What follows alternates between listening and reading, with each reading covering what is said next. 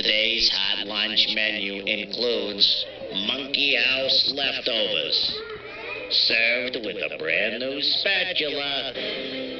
It's time to play Questions and Answers. Welcome back, me monkey nuts. It's me, Jack, live for the Monkey House. And on today's show, we're playing Questions and Answers. It's the game of conversational inquiry where a curious dialer joins us and poses a big, open-ended question. The kind of question that can be answered in tons and tons of different ways. This is very important to know because there's no just one right answer. It's not possible to win this game by being 100% correct because every answer of an open-ended question is by definition correct.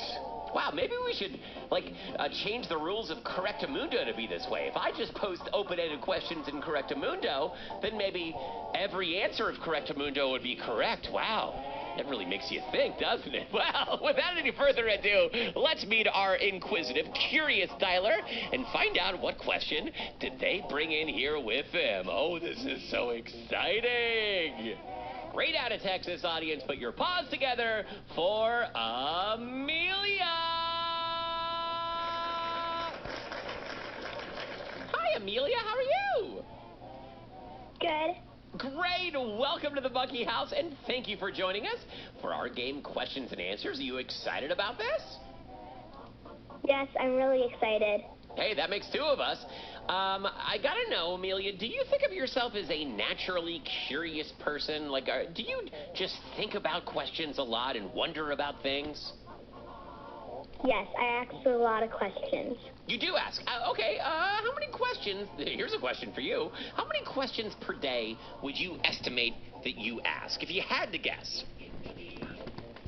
On a school day, I would say, 15. Wow, okay. And are those, meaty questions, about certain school-related topics, or are those more questions like, can I go to the bathroom? What kind of questions are you normally asking out of those 15, Amelia? Like a mixture, maybe. Yeah. I ask, can I go to the bathroom here around the Monkey House, at least 4 times a day. And my kids are like, yeah, just fine, go, whatever. Why, Dad, you're weird. Come on. Why are you asking us that? Okay, so, of course, questions are a great way to find out answers. And if you're a curious person, then questions are sort of like your vitamins. It's what you run on. They're your fuel. So you're really a perfect test subject for this game, Amelia. Do you have a question that's prepared for us? Yes. Okay, and before you reveal it, I know I'm really building this thing up. Was this a hard question to come up with? Did it take some conjuring, or did this just pop out of your brain?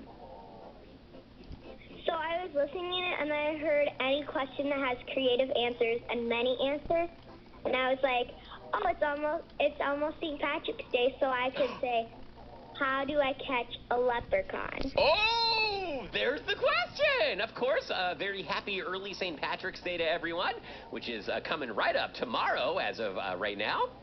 And you're already thinking ahead to how to participate in the magical festivities. You want to catch a leprechaun. Is that true, Amelia? Yes. We just, when I said to my friend at school, Maddie, I said, when I get home, I'm going to make a really cool leprechaun trap.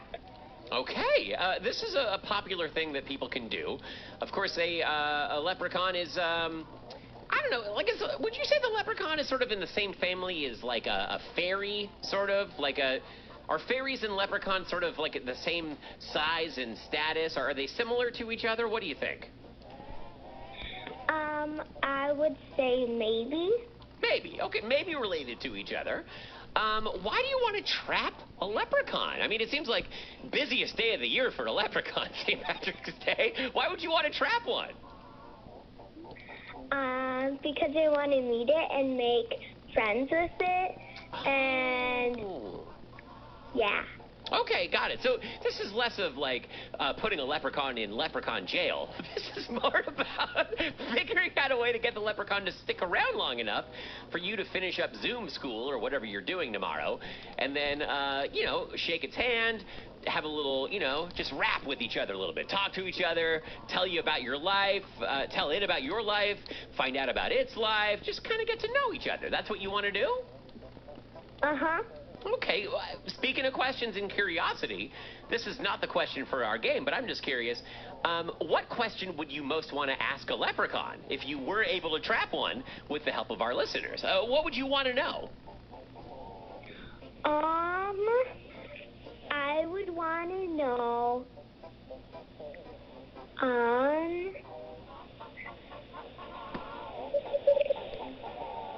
is there more than one leprechaun, or is there just one leprechaun that goes around houses every night? Oh, right. Oh, totally. It's like those artists that just go by one name, like Liberace or Cher.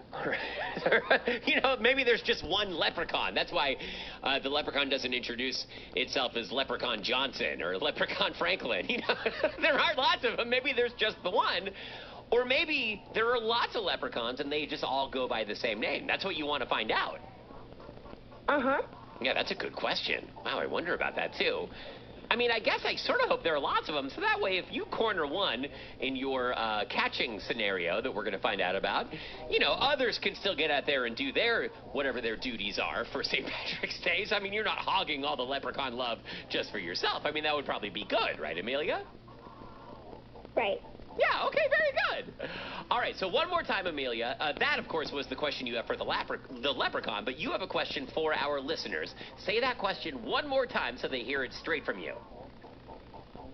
How do you catch a leprechaun? Okay, you heard the question, everyone, and now we need some answers. Listen to Live from the Monkey House with Jack Foreman today at 5 p.m. East Coast Time, 2 p.m. West, here on Kids Place Live.